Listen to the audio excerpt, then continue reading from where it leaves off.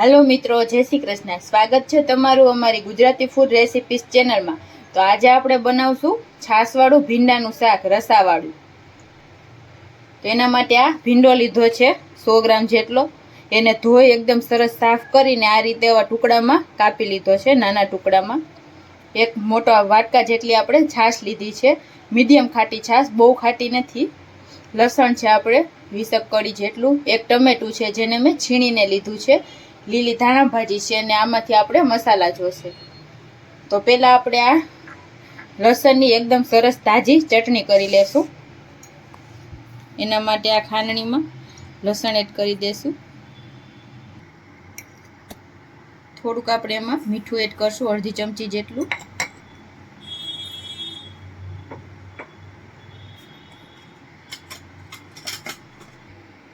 બે મોટી ચમચી જેટલું આપણે એમાં લાલ મરચું પાવડર એડ કરશું। હવે આપણે આને એકદમ સરસ વાટી લેશું।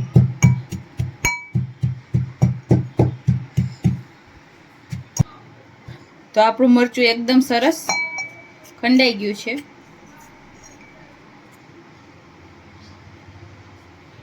આપણે એને એક આ બાઉલમાં કાઢી લેશું।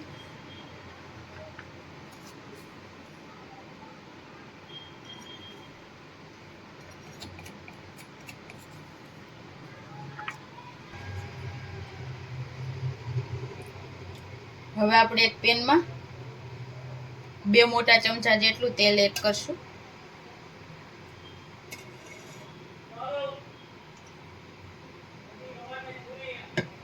હવે આપણે આ લાલ મરચું ખાંડીને રાખ્યું તો એમાં આપણે મસાલા એડ કરશું। 2 ચમચી મરચું હતું, આપણે એમાંથી 1 ચમચી અલગ કાઢી લીધું। આપણે આમાં 1 મોટી ચમચીની જરૂર પડશે। હવે આપણે આમાં 1 ચમચી ધાણા જીરું પાવડર એડ કરશું અને ચપટી હળદર એડ કરશું। થોડું આપણે એમાં પાણી એડ કરી લેશું અને મિક્સ કરી લેશું એકદમ સરસ આપણે।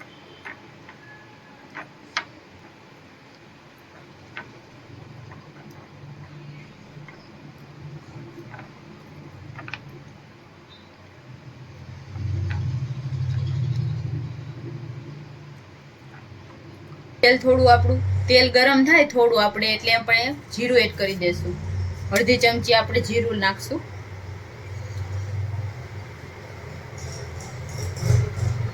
હિંગ એડ કરશું આપણે અડધી ચમચી જેટલી।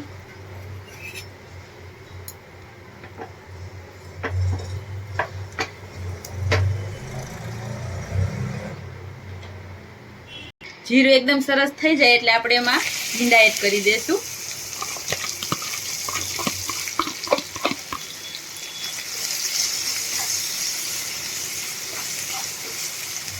ભીંડા થોડા મિક્સ કરીને આપણે એમાં મીઠું એડ કરવાનું છે થોડું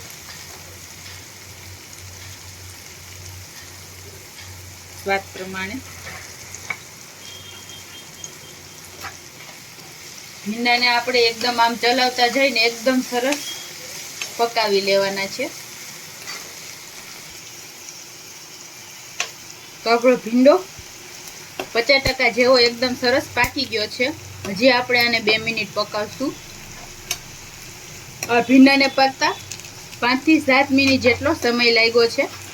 એકદમ સરસ આપણે ભીંડાને પાકવા દેવાનો છે એટલે જરાય ચીકણો ન થાય આપણો ભીંડો।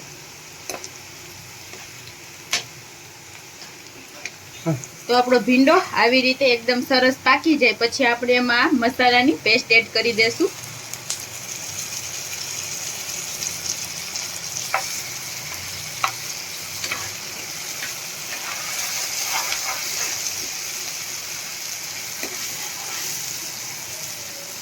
एकदम मस्त सुगंध आवे छे लसणवाળી चटनीनी। હવે આપણે તેલમાં મસાલાને 2 થી 3 મિનિટ પાકવા દેશું। મસાલા આપણા 2-3 મિનિટ પાકે એટલે આપણે એમાં ટમેટું એડ કરી દેશું। એને આપણે 2 થી 3 મિનિટ એકદમ સરસ પકાવી લેશું।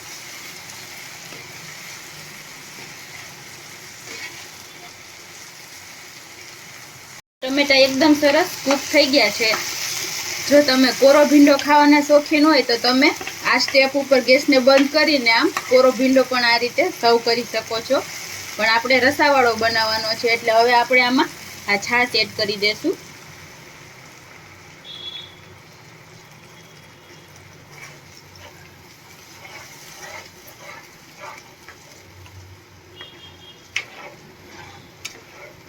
હવે આપણે આને ઢાંકીને 5 મિનિટ માટે એકદમ સરસ ઉકળવા દેશું. તો આપણે 5 મિનિટ પછી જોઈ લેશું. તો એકદમ સરસ આપણું શાક તૈયાર થઈ ગયું છે. હવે આપણે ગેસને બંધ કરી દેશું. એકદમ પરફેક્ટ છે. થોડા આપણે એમાં લીલા ધાણા એડ કરશું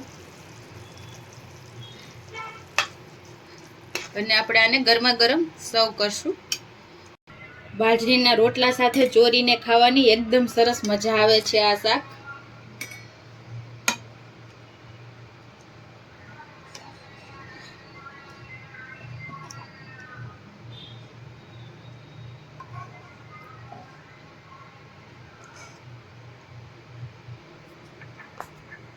થોડા ઉપરથી લીલા ધાણા ગાર્નિશ કરશું. તો તૈયાર છે મિત્રો આપણું રસાવાળું ભીંડાનું શાક છાશમાં. એકદમ સરસ ટેસ્ટી લાગે છે આ શાક. તો તમને અમારા વિડીયો ગમતા હોય તો અમારા વિડીયોને ફ્રેન્ડ્સમાં શેર કરજો, અમારા વિડીયોને લાઈક કરજો અને અમારી ચેનલ છે ગુજરાતી ફૂડ રેસિપીસ એને સબસ્ક્રાઈબ કરજો. Thank you.